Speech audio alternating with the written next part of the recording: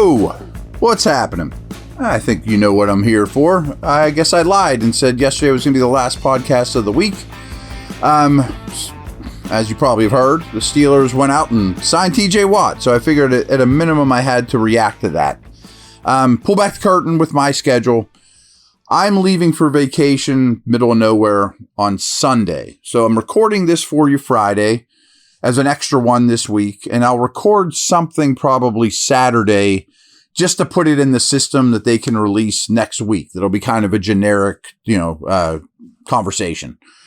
Maybe something stats-based, or if there's something you want to hear, great. Maybe I could even mailbag it up for that one too. We skipped that this week.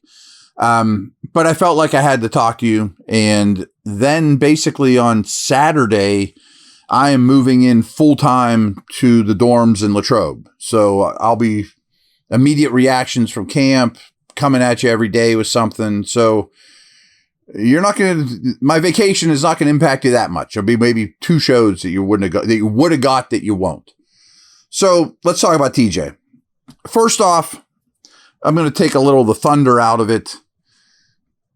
I've kind of thought this is happening all along. It's kind of like when, Rodgers finally signed. Like, not that I knew this 100% certainty, but I kind of did. That Rodgers is going to be a Steeler. Watt's going to be a Steeler. He's going to make a ton of money. We could fight about if it's too much or not. We'll get into that here in a moment.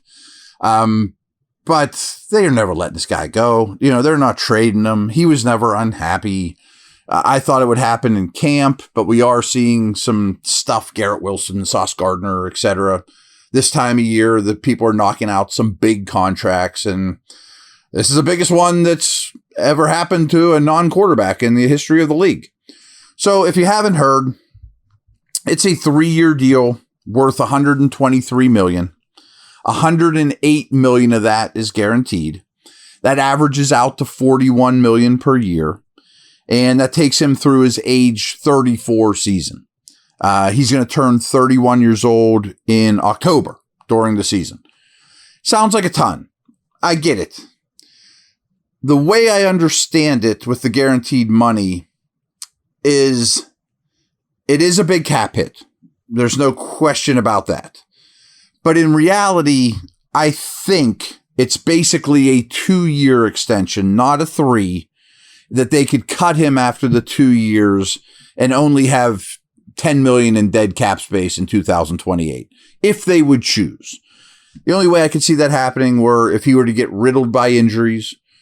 I would be shocked if his play drastically falls off, but it could, who knows? I do not think his play fell off at all last year, despite his sack numbers being down. I still think he was, frankly, the best run defending edge player in the league. Super impactful, forced fumbles, big plays. I have no concerns about him as a player at all. At all. Adam Schefter put this out. I wonder if it's coincidence or not. We're talking about millions of dollars. But like Sidney Crosby does these things, right? So since he entered the league in 2017, TJ Watt has 108 career sacks. And his fully guaranteed money at the signing bonus or at signing was $108 million. Coincidence? I don't know. But it made me chuckle, and I thought maybe you guys would get a kick out of that too. Didn't Sid do I want $8.7 million or whatever? I'm not a hockey expert, so I'm talking on my butt on that one. But we'll get to the money and all those things here too. I know it sounds like a ton. If you get 2 incredible years out of it, it's worth it, folks. If you get 3, it's super worth it. It's not a super team-friendly deal. It's the going rate. But you have to remember the cap just keeps going up and up and up. And in 2 years, you might look at it like a bargain. BetOnline is the world's most trusted betting platform and your number one source for all your sports betting action.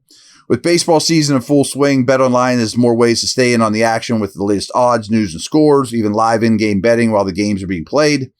We keep the dog days of summer rolling with the largest selection of odds on everything. Updated odds on MLB, UFC, and boxing, to tennis and NFL futures.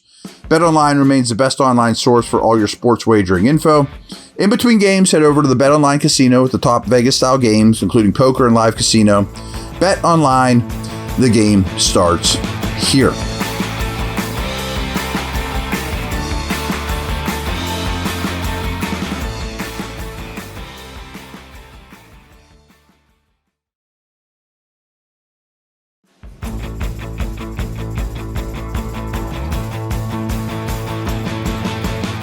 similar average per years, APYs. We got Watt at $41 million now. Jamar Chase is at 40.25, which to me was probably, I just want to make a little bit more than my division rival, Myles Garrett, who is at 40. All three of these guys, obviously, AFC North players, and they all signed this offseason, and they will be eclipsed by people that sign next offseason. Danielle Hunter comes in. There's a noticeable drop-off after Garrett. Those are the top three non-quarterbacks APY by a big drop-off. And Garrett signed on March 14th, Chase signed on March 18th, and TJ on July 17th, as you know. Danielle Hunter also signed on March 21st. He's getting 35.6. Edge rushers are expensive, folks. And as is Max Crosby, who signed on March 4th, and he averages 35.5 million.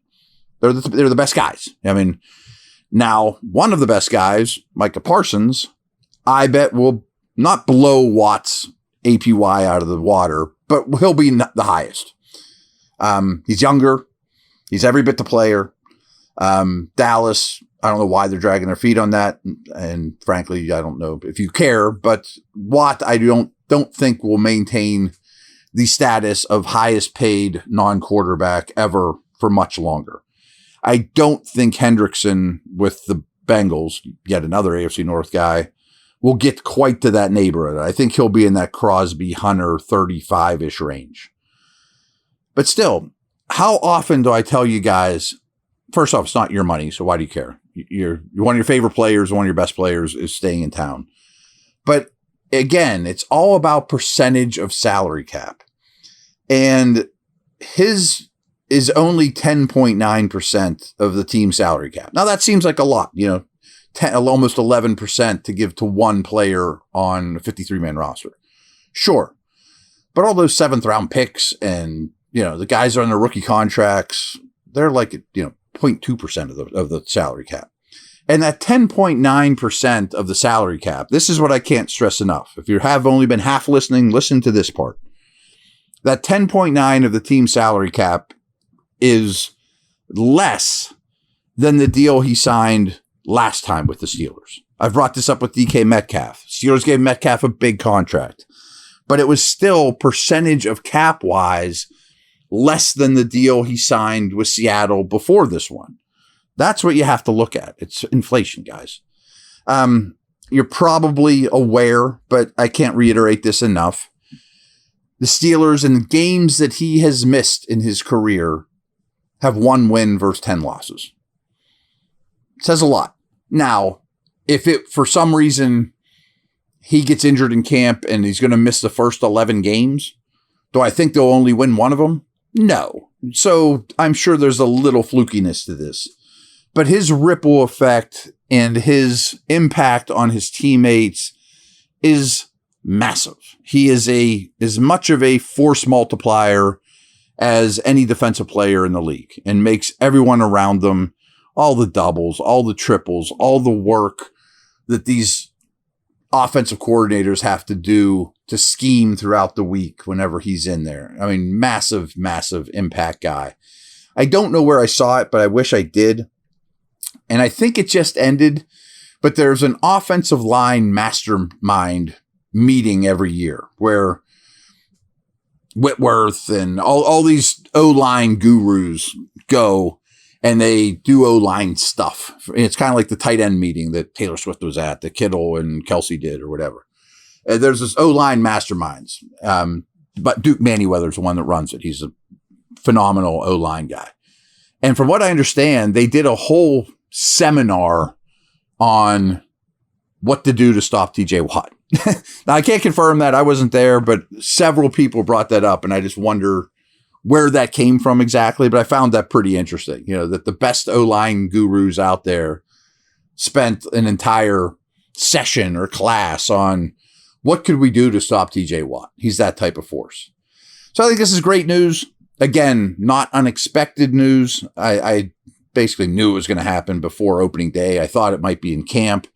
But the bottom line is you pay good players and you pay good people And these are the guys you do not want to leave town, by any means whatsoever.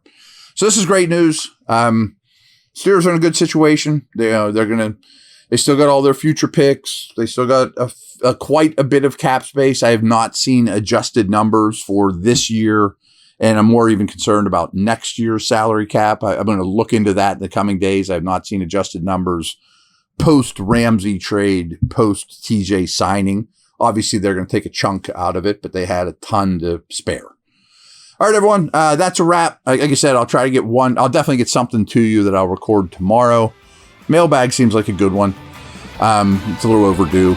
And then you won't hear from me for a couple days, and then I'll be back from Latrobe, dude. All right, over and out.